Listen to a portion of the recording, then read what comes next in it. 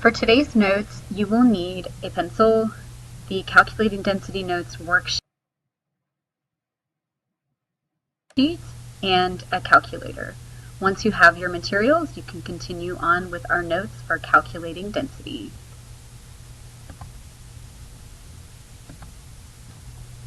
So the first question that you have to answer on your notes today is, what is density? And of course we know our definition by now for density is the amount of matter in a given volume. I want to quickly take a look at an example of two cubes that are the same volume and talk about the matter within each one of those and how that relates to density. So you'll notice the two cubes that we have here are the same volume. They're taking up the same amount of space. But what you will notice is that our mass, the amount of matter, which is each one of these balls inside of here representing a molecule or an atom, the amount of matter in this cube is more than the amount of matter in this cube. So because our volume is the same but our mass is different, that means that our density will also be different. So a change in mass or a change in volume will cause a change in your density.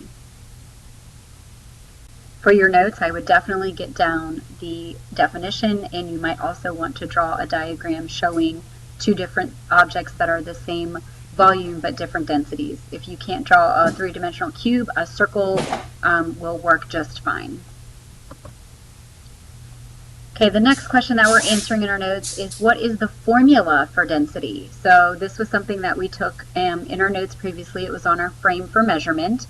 And of course we know that our formula for density is mass over volume. So make sure you get that recorded in your notes. You're welcome to write out each of these terms, or you can go ahead and write it as it appears here. And I'm also going to give you a quick little story to help you remember this formula, because this is one you will have to have memorized for testing purposes. So I have a story about a boy that I knew in high school, and his name was Doug. And I actually ended up falling in love with Doug when I was in high school. And I gave him my heart, like most girls might tend to do when they fall in love at such a young age. But unfortunately, Doug had other plans, and he found somebody else that he was more interested in. And it turns out that Doug broke my heart. I don't know that I really hate him. That's a strong word. But I definitely have a memory of feeling very sad and brokenhearted by this. Good news for you guys, though. This is a really easy way for you to remember your formula for density. So just remember Mrs. Harmon's heart and how Doug broke it in half when he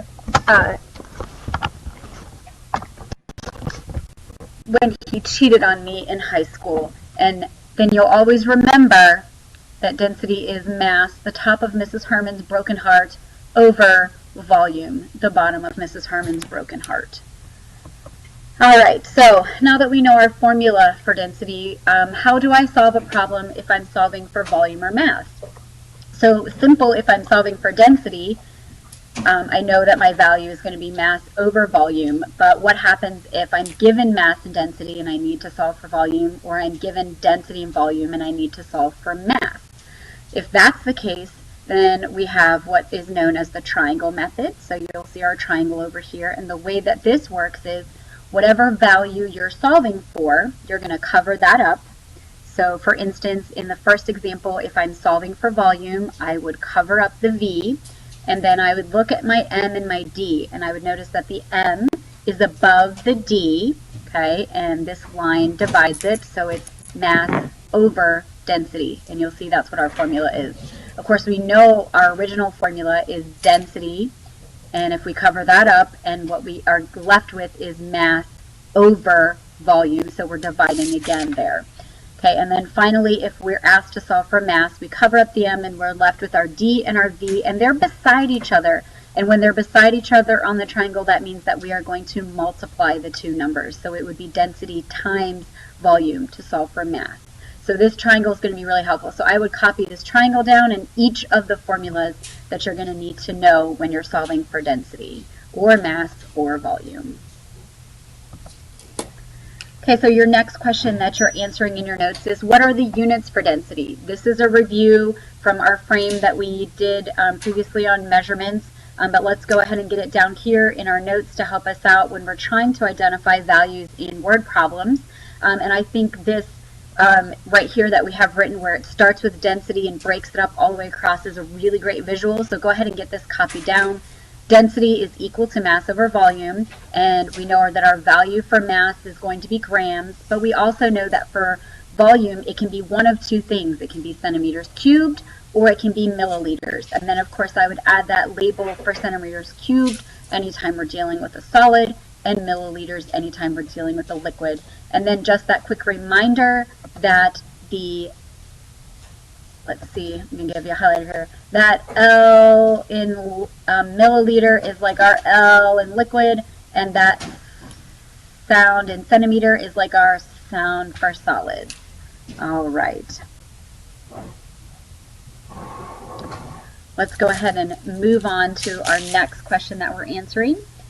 What are the tools I need to find the density of an object or substance? So sometimes the questions that you're answering might involve trying to find a calculation, but you're going to need to do some measurement first.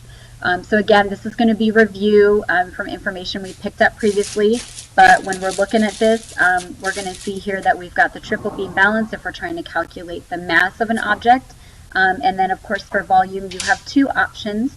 You can use the ruler and your formula, length times width times height, or you can use a graduated cylinder. And of course our ruler and formula would be for solids, and our graduated cylinder would be for liquids. So make sure you get that information copied down. Certainly you don't need to include the drawings, but if you want to throw a quick sketch down of each one of those, if you're more visual, you can feel free to add that.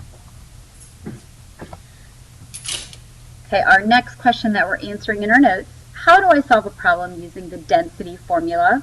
So you have your formula and you're actually ready to sit down and solve a problem. What are the steps that we need to follow? So the first thing that I would expect you to do whenever you're answering a question for me that involves any type of word problem is to write the formula that you're going to use. So in this case, if we're solving for density, you can actually see it says, what is the density? Okay. So we know that we're solving for density. Our formula is going to be D equals M over V.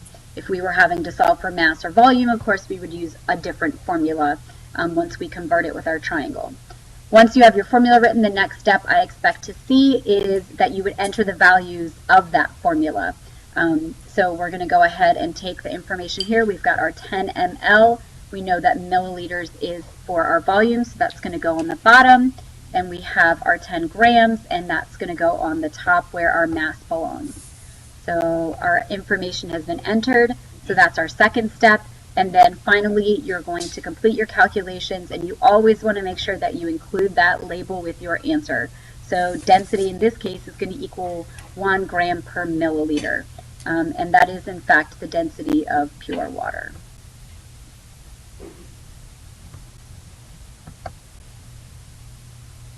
Okay, so sometimes you might have a problem that you're solving for density and your values do not match. Maybe you are given information, and you'll notice this is a nice bright red, so it really stands out, in kilograms, but we need that unit to match our base unit for density, and that is grams per centimeter cubed or grams per milliliter.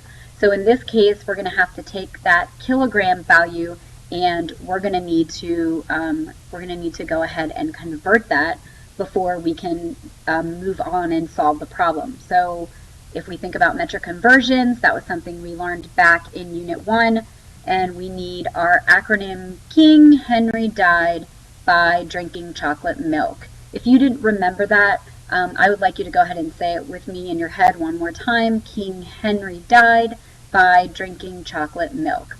All right, and then we're going to go ahead and do that conversion quick. We start at the K with kilograms, and we're converting, so we're starting here and we're converting to grams, so it matches our base unit for density, and we know that grams is a base unit, so we're ending here. So we are going to be moving 1, 2, 3 to the right, and if you look where our decimal is starting and we do 1, 2, 3 to the right, that gives us an equivalent value of 10,000 grams. So before you solve any problem, you always want to look at your units and make sure that they're going to match your end result, what you're looking for as a label for density. So that grams per milliliter or that grams per centimeter cubed. So what happens if I need to calculate volume first? Suppose I'm trying to solve for a density problem and I don't know the volume and I'm given information about the volume and I have to calculate it first. So of course, any numbers that are given that include the dimensions of a cube or a rectangle, and you have your length, width, and height, we know that we're going to have to take those three values and multiply them together. And once we get that answer, this is not my density. This is the volume that I'm going to enter into my problem to solve for density. So I would suggest on this page just reminding yourself of this formula that we solve for volume, and then you're certainly welcome to draw out this example and show yourself what that's going to look like. And then just remind yourself here in your notes that this answer right here would not be your answer for density, but it would be a number that you would then use to solve for density. So we've got a couple practice problems on your paper here. So you're looking on the back of your notes, and we need to find the answer. We're filling in wherever that question is. So the first thing that we're going to have to do is look at our values and see, do they match up? And so I notice that I have grams per milliliter up here, but down here in my volume, this value does not match. So I'm going to have to go ahead and do a conversion. And when I do that conversion, I get 1200 or 1200 milliliters. That's the number I'm going to use to solve this problem. Okay, so the other thing that I have to figure out is which formula I'm going to be using. You'll notice that we're solving for mass. So just as a reminder, we're going to go back to that triangle. We cover up the mass, and then we're left with density and volume. When the two numbers are beside each other, we are going to multiply those two numbers. So we are using this formula right here. Mass equals density times volume. So on your paper, after you've done your conversion up here, the next thing you're going to want to do is write out the formula that you're planning to use, and that would be your mass equals density times volume. Okay, now the next step, if you remember, is to plug in your values. So we know that our value for D is 24, and our converted value for V is 1200.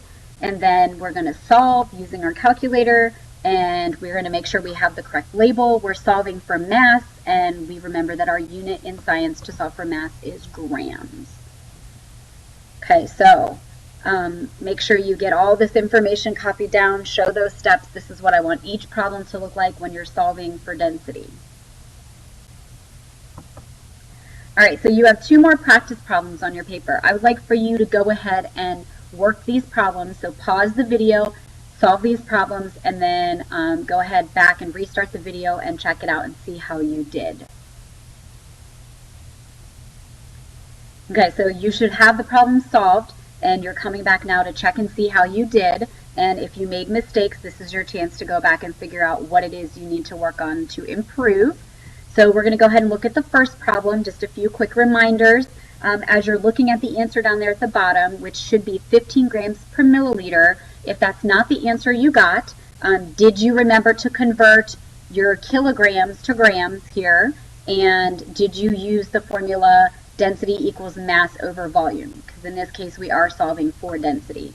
Okay, so make sure you use the right formula, make sure you did the correct conversion before you started, and that you converted correctly. And if you did not get this answer, go back and do these two things.